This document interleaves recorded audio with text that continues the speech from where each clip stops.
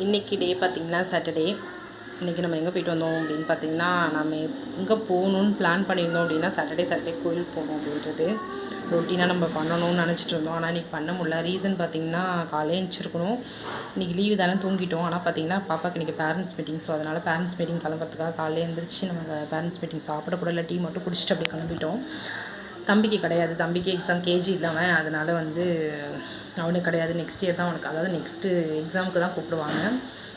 போனோம், போயிட்டு எல்லா மிஸ்ஸையும் பார்த்தோம். Class miss, Hindi, Tamil miss எல்லா மிஸ்ஸையும் பார்த்தோம். எல்லாமே பார்த்திங்கன்னா போன வருஷம்லாம் சூப்பராக படிக்கிறாங்க அப்படின்னு சொல்லுவாங்க. ஆனால் இந்த வாட்டி பார்த்திங்கன்னா அவங்க வாயிலேருந்து அந்த வார்த்தை வரல. ஏன் வரல அப்படின்னா, அவள் கொஞ்சம் ஸ்லோவாக இருப்பாங்க. எப்படின்னா, நீங்கள் இப்போ ஒரு கொஷின் நம்ம கேட்டோம் அப்படின்னா அவளுக்கு ரொம்ப லேட்டாக தான் பதில் சொல்லுவாள். ஏன்டி இவ்வளோ லேட்டாக பதில் சொல்கிற அப்படின்னு கேட்டோன்னா, அதுக்கு அவள் நான் யோசிக்கிறேன் அப்படின்னு சொல்லுவாள். அப்படி தான் ஸ்கூல்லையும் நடந்துக்கிறா. ரொம்ப ஸ்லோவாக இருக்காங்க அப்படின்ற மாதிரி கம்ப்ளைண்ட் பண்ணுறாங்க. படிக்கலைங்கிறது அடுத்த விஷயம். நம்ம ஒரு விஷயம் கேட்கும்போது அவள் எந்திரிச்சு நின்றுட்டு அப்படியே ஸ்லோவாக நின்றுட்டே இருக்கா. எல்லா பிள்ளைங்களும் எங்கிட்ட வந்து மிஸ்ஸு சொல்கிறாங்க, எல்லா பிள்ளைங்களும் எங்கிட்ட வந்து பேசும்போது ஹர்ஷா பேச மாட்டாங்க நான் நினைப்பேன். ஆனால் ஹர்ஷா பேசவே மாட்டான். ஏதாவது ஒரு விஷயம் பண்ணணுன்னா கூட எங்கிட்ட வந்து கேட்பாள். அதாவது டிஃபன் பாக்ஸு ஓப்பன் பண்ணுறது, மற்றபடி சின்ன சின்ன விஷயங்கள் இருந்ததுன்னா அதை வந்து எங்கிட்ட கேட்பாள். அது மட்டும்தான் அப்படின்னு சொல்லிட்டு மிஸ்ஸு சொன்னாங்க. என்ன சொல்கிறது, அம்மா மாதிரி தான் மிஸ்ஸுங்களும். நம்ம அம்மா நான் எப்படி வீட்டில் இருக்கணும் அது மாதிரி வந்து ஸ்கூலில் மிஸ்ஸுங்க ஃபுல்லாக கேர் பண்ணிக்கிறாங்க. நான் அதை அவங்கள எதுவும் சொல்ல மாட்டேன். இருந்தாலும் அவங்க சில விஷயங்கள் சொன்னது எனக்கு கஷ்டமாக இருந்தது. என்ன சொன்னாங்க அப்படின்னா, அவள் பேச மாட்டா அப்படிங்கிறத ஒரு மைனஸாகவே சொல்லிகிட்ருக்காங்க. ஒரு குழந்தைங்களுக்கும் ஒவ்வொரு வந்து விதமான ஒரு கேரக்டர் இருக்கும். என் பிள்ளைக்கு பார்த்திங்கன்னா, அவள் வந்து ரொம்ப ஸ்லோவாக பேசுவாள். அதாவது எப்படின்னா, ரொம்ப யோசித்து பேசுவாள். அது வந்து இந்த ஜீன் வழியாக தானே வரும். இவங்க அப்பா அப்படி தான் இருப்பாங்க. ஸோ அதே மாதிரியே தான் இருக்கா. யோசித்து பேசுவாள். ரெண்டாவது ஒருத்தவங்க ஒரு விஷயம் சொல்லும்போது அதை ஃபுல்லாக காது கொடுத்து கேட்டு பேசுவாள். அப்புறம் அவள் மேலே தப்பு இருந்ததுன்னா வாய் திறக்க மாட்டாள். இதுதான் அவளோட கேரக்டரு. இந்த மாதிரி சில விஷயங்கள் பண்ணுறது கண்டிப்பாக மிஸ்ஸுக்கு டென்ஷன் ஆகும்ல. இவள் படிக்கிறா, ஆனால் வந்து அவளுக்கு தெரியுது அந்த விஷயம், ஆனால் வாயை திறந்து சொல்ல மாட்டாள் அப்படின்ற மாதிரி தான் சொல்கிறாங்க. ஒவ்வொருத்தவங்களும் ஒவ்வொன்று சொல்கிறாங்க. இன்னொன்று வந்து ஹிந்தி சுத்தமாக அவளுக்கு தெரியல. அது அந்த மிஸ்ஸு சொல்லியிருந்தாங்க, ஹிந்தி வந்து நீங்கள் டியூஷன் போட்டுருங்க அப்படின்ற மாதிரி சொன்னாங்க. நம்ம டியூஷன் போட்டுருங்க, ஏன்னா நமக்கு அந்த லாங்குவேஜ் தெரிஞ்சதுன்னா கூட நான் சொல்லி கொடுத்துருவேன். அவங்க அப்பாவுக்கு பேச மட்டும்தான் தெரியும், சொல்லிக் கொடுக்க தெரியாது. ஸோ அதனால் நம்ம டியூஷன் தான் போடணும். ஏற்கனவே நான் டியூஷன் அனுப்பினேன். அங்கே வந்து செட் ஆகலை. இப்போ நமக்கு போயிட்டு வரத்துக்கு செட் ஆகலை. இங்கே வேறு இடத்துல தான் டியூஷன் அவளை போடணும். எப்போ பேரண்ட்ஸ் மீட்டிங் வந்தாலும் ஒரு பாசிட்டிவான இது இருக்கும். இந்த வாட்டி பார்த்திங்கன்னா பேச மாட்டான்னு 3 மிஸ்ஸுமே அதுதான் சொல்கிறாங்க. ரொம்ப கஷ்டமாக தான் இருந்தது. நானும் அவள்கிட்ட கேட்டேன், உனக்கு என்ன பிரச்சனை பாப்பா, ஏன் பேச மாட்டேங்கிற, வாய் திறந்து பேசினா தான் உனக்கு தெரியுமா தெரியாதான்னு தெரியும் அப்படின்னு சொல்கிறாங்க.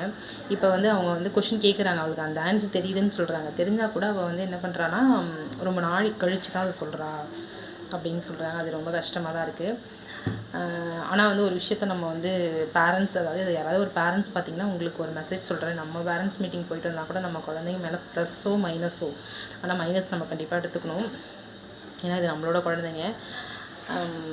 மைனஸ் சொன்னாங்க அப்படின்னா அந்த மைனஸ் என்னன்னு சொல்லி நம்ம பிள்ளைங்கள்ட்ட உட்கார வச்சு பேசணும். இப்போ நான் வந்தோடனே கேட்டேன் அவள்கிட்ட, என்னடி உனக்கு பிரச்சனை, ஏன் வந்து பேச மாட்டேங்கிற அப்படின்னு கேட்டேன். இல்லை எனக்கு பயமாக இருக்குது, மிஸ்ஸெல்லாம் பார்த்தா பயமாக இருக்குது, அவங்க கொஞ்சம் வேகமாக பேசுவாங்க, சத்தமாக பேசுவாங்க, அதனால் எனக்கு பயமாக இருந்துச்சுமா அப்படின்னு சொல்லிட்டு சொன்னான். நான் சொன்ன ஒரே வார்த்தை, மேம் சொன்னாங்க, பாப்பாவுக்கு சொல்லிக் கொடுங்க, போல்டாக இருக்கணும், தைரியமாக இருக்கணும்னு சொல்லிக் கொடுங்க அப்படின்னு. நான் டெய்லி காலையில் எழுந்திரிச்சு பாப்பா ஸ்கூல் கிளம்பிட்டு இருக்கும்போது சில விஷயங்கள் பேசுவேன். எப்போ பேசுவேன் அப்படின்னா, குளிக்கும்போது, அந்த மாதிரி சாப்பாடு ஊட்டும்போது பேசுவேன். இப்போ பேசும்போது பாப்பா கிட்ட சொல்கிற ஃபஸ்ட்டு வார்த்தை, உன்னை குட் டச் பேட் டச் சொல்லுவேன். டெய்லி சொல்லுவேன். எனக்காவது ஒரு நாள் தான் மறந்துடுவேன். இதெல்லாம் குட் டச்ப்பா, இதெல்லாம் பேட் டச்டா, இந்த மாதிரி அப்பா அம்மா தவிர யாராவது உன்கிட்ட பேசினாங்கன்னா, இந்த மாதிரி நடந்துக்கிட்டாங்கன்னா இந்த மாதிரி நடந்துக்கணும் அப்படின்ற விஷயத்த டெய்லி அவள்கிட்ட சொல்லிகிட்ருக்கேன். அதை தவிர்த்து நீ போல்டாக இருக்கணும், யாருக்கும் பயப்படக்கூடாது, எந்த ஒரு விஷயம் பண்ணாலும் தைரியமாக பண்ணணும் அப்படின்ற வார்த்தையை நான் டெய்லி அவள்கிட்ட சொல்லிகிட்டே தான் இருக்கேன். ஆனாலும் மிஸ் இன்றைக்கி சொன்னாங்க, நீங்கள் சொல்லுங்கள் அப்படின்னு. இல்லை மிஸ், நான் டெய்லி அந்த வார்த்தையை சொல்லிட்டு தான் இருக்கேன் அப்படின்னு சொல்லிட்டு மிஸ்கிட்ட சொன்னேன். அது மாதிரி நம்ம பிள்ளைங்க வந்து நம்ம பிள்ளைங்க இப்போ சில பேர் நம்ம பேரண்ட்ஸ் மீட்டிங் போய்ட்டு வந்தால் நம்ம பிள்ளைங்கள பற்றி ஏதோ ஒரு விஷயம் நெகட்டிவாக சொல்லும்போது நம்ம பிள்ளை அப்போ படிக்கலையோ அப்படின்னு நமக்கு வந்து தோணும். அந்த மாதிரி உங்களுக்குலாம் தோணுச்சுன்னா நான் ஒரு விஷயம் சொல்கிறேன், கேளுங்க. என்னென்னா, நம்ம பிள்ளைங்க வந்து இப்போ நானே ஸ்கூல் படிக்கும்போது பார்த்திங்கன்னா நான் நல்லா படிப்பேன். உண்மையாகவே சொல்கிறேன்னா, நான் வந்து +1 +2லாம் பார்த்திங்கன்னா நிறைய மார்க் எடுத்தேன். எனக்கு இப்போ என் ஃப்ரெண்டு பார்த்திங்கன்னா சுமாராக தான் படிப்பாள். அவள் இப்போ ஒரு ஸ்கூலில் டீச்சராக இருக்கா. அவள் என்கிட்ட ஃபோன் பண்ணி என்ன தெரியுமா கேட்பா, காலைல ஸ்கூலுக்கு சீக்கிரமாக 8 o'clock முன்னாடியே நீ வந்துடுவேன். ஏன்னா எனக்கு 7:15 பஸ்ஸு. அதை பிடிச்சேன்னா நான் சீக்கிரம் அதாவது ஸ்கூலுக்கு போயிடுவேன். ஸ்கூலில் போய்ட்டு கவர்மெண்ட் ஸ்கூல் தான் போய் உட்காந்துருவேன். 2 டிஃபன் பாக்ஸ் எடுத்துகிட்டு போய் காலை சாப்பாடு அங்கே தான் சாப்பிடுவேன். கரெக்டாக ஸ்கூலுக்கு நீ வந்துடுவேன் டைமிங்க்கு, நல்லா படிப்பேன். அப்படியே மனப்பாடம் பண்ணுவேங்க, அப்படியே மக்கப் பண்ணி அப்படியே எழுதுவேன், ஃபுல் மார்க் எடுப்பேன். அந்த மாதிரி தான் +1 +2 இருந்தது. அங்கே பார்த்தீங்கன்னா +2 வந்து அந்த போர்டில் என் நேம் வந்தது, ஃபஸ்ட்டில் என் நேம் வந்தது. நல்லா படிப்பேன்னு சொல்லிட்டு, ஏன்னா அந்தளவுக்கு நான் மக்கப் பண்ணுவேன். அப்படி தான் நான் படித்தேன். ஆனால் இப்போதைக்கு பார்த்திங்கன்னா என்னோடய வேலை நான் என்ன பண்ணிகிட்ருக்கேன், பாத்திரம் கழுவிட்டுருக்கேன், வீடு கூட்டிகிட்ருக்கேன், பிள்ளைங்கள பார்த்துட்ருக்கேன். இதுதான் என்னோடய வேலையாக இருக்குது.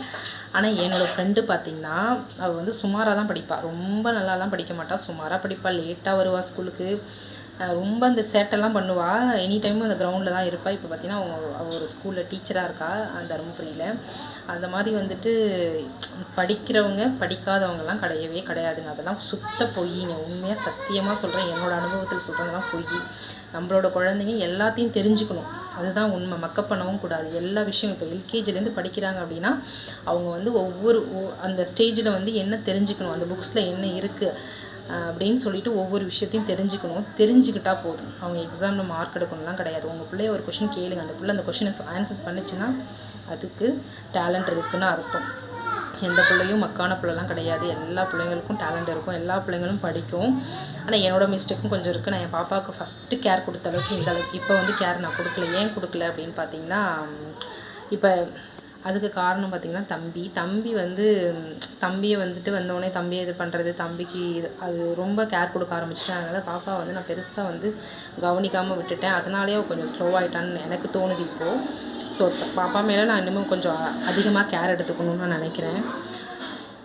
அது ஒன்று தான். இப்போ நான் உங்கள்கிட்ட என்ன சொல்ல வரேன் அப்படின்னா சொல்லி முடிச்சிடுறேன்.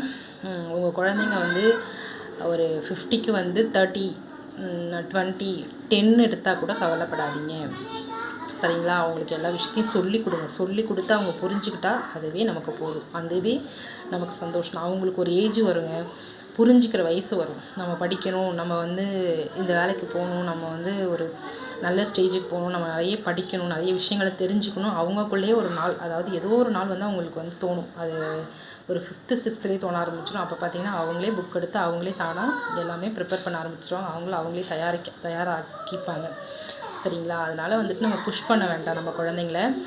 ஓரளவுக்கு குழந்தைங்களுக்கு இது பேசிக், இது இந்த வயசில் இது தெரிஞ்சால் போதும். நம்மலாம் என்னங்க கற்றுக்கிட்டோம்? நம்ம யோசிச்சு பாருங்கள், நம்மளாம் என்ன கற்றுக்கிட்டோம்? நம்ம அப்பா அம்மாலாம் என்ன, எங்கள் அப்பா அம்மாலாம் எனக்கு வந்து ஒரு நாள் கூட உட்கார வச்சு சொல்லி கொடுத்து எனக்கு தெரியவே தெரியாது. நான் டெய்லி என் பிள்ளைங்களுக்கு சொல்லி கொடுத்துட்டு தான் இருக்கேன்.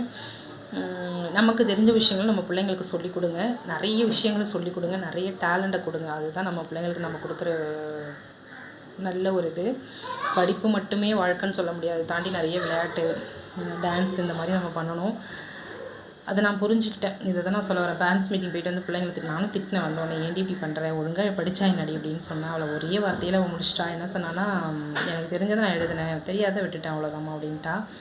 ஆனால் சொல்லிக் கொடுத்த விஷயங்கள் எல்லாமே நல்லா தான் எழுதியிருக்கா. பேரண்ட்ஸ் மீட்டிங் போய்ட்டு வந்து குழந்தைங்கள எதுவும் கேட்காதீங்க. பிள்ளைங்க வந்து படிப்பாங்க, படிக்காத எங்கேயும் போயிட மாட்டாங்க. பிள்ளைங்க கண்டிப்பாக படிப்பாங்க. ஸோ அவங்க நம்மளால் முடிஞ்ச அளவுக்கு நம்ம வந்து நம்மளால் என்ன முடியுதோ அவங்களுக்கு அதை கொடுத்துட்டே இருப்போம். அவங்க கண்டிப்பாக ஒரு நாள் மரமாக வந்து நிற்பாங்க. விதையை மட்டும் விதைச்சிட்டு நம்ம உட்காந்தோம்னா கண்டிப்பாக எதுவுமே நடக்காது. ஸ்கூலில் மட்டும் நம்ம ஜாயின் பண்ணிவிட்டு அதுக்கான சின்ன சின்ன விஷயங்கள் நம்ம பண்ணணும். தண்ணி ஊற்றணும், உரம் போடணும், அந்த மாதிரி சின்ன சின்ன விஷயங்களை கொஞ்சம் கொஞ்சமாக கொடுங்க. ரொம்ப புஷ் பண்ணணும்னு வச்சுக்கோங்களேன். அவங்களே ஹர்ஷா நீங்கள் சொல்கிறா, நான் சொன்னேன் நீ அடுத்த வாட்டி மார்க் மட்டும் எடுக்கலைன்னு வச்சுக்கோயேன், அதுக்காக தான் அந்த பதிவே போட்டேன். இப்போது அடுத்த எக்ஸாம்லாம் பார்த்தீங்கன்னா மேம் சொன்னாங்க, அடுத்த எக்ஸாம்லாம் இன்னும் அதிகமாக வரும், சிலபஸ்லாம் அதிகமாக வரும், அதிகமாக சப்ஜெக்ட் வேறு ஆட் பண்ணுவாங்க அப்படின்னு சொன்னாங்க. அப்போ ஹர்ஷா கிட்ட நான் வந்தோன்னே சொன்னேன், ஹர்ஷா நீ அடுத்த வாட்டி எக்ஸாம் மட்டும் நீ ஒழுங்காக எழுதலன்னு வச்சுக்கோ, அம்மா செத்து போயிடுவேன்டி, எவ்வளோ கஷ்டப்பட்டு ஃபீஸ் கட்டுறோண்டி அப்படின்னு சொல்லிட்டு ஒரு சும்மா விளையாட்டுக்கு சிரிச்சிட்டே சொன்னேன். அப்படியே போய் சேரில் உட்காந்து அப்படியே மேலே அப்படி கவுந்து படுத்துட்டான். ஏன் பாப்பா அப்படின்றேன், நீ என்ன சொன்ன, என்னை விட்டுட்டு செத்து போயிடுவேன்னு சொல்கிறேன், அப்போ நான் மட்டும் இருப்பேனா அப்படின்னு சொல்லிட்டு ஓன அழ ஆரம்பிச்சிட்டா. நான் சென்டிமெண்டலாக அவளை படிக்க வைக்கலான்னு பார்த்தேன், ஆனால் அவள் இப்படி சொல்லிட்டா. ஸோ அதனால் எதுலையும் புஷ் பண்ணாதீங்க, ஜாலியாக விடுங்க. நம்மளால் முடிஞ்ச அளவுக்கு நம்ம குழந்தைங்கள கொஞ்சமாக விதையை விதைச்சி தண்ணியை ஊற்றி உரம் போட்டு வளர்ப்போம். கண்டிப்பாக நம்ம குழந்தைங்க மரமாக வந்து நிற்பாங்க. அதுக்கான ஹார்ட் ஒர்க் பண்ணால் நிச்சயம் நடக்கும். ஓகே ஃப்ரெண்ட்ஸ், பாய், டாடா. உங்கள் வீட்லேயும் உள்ள பிள்ளைங்களை இது மாதிரி கொஞ்சமாக ஓகே, டாடா.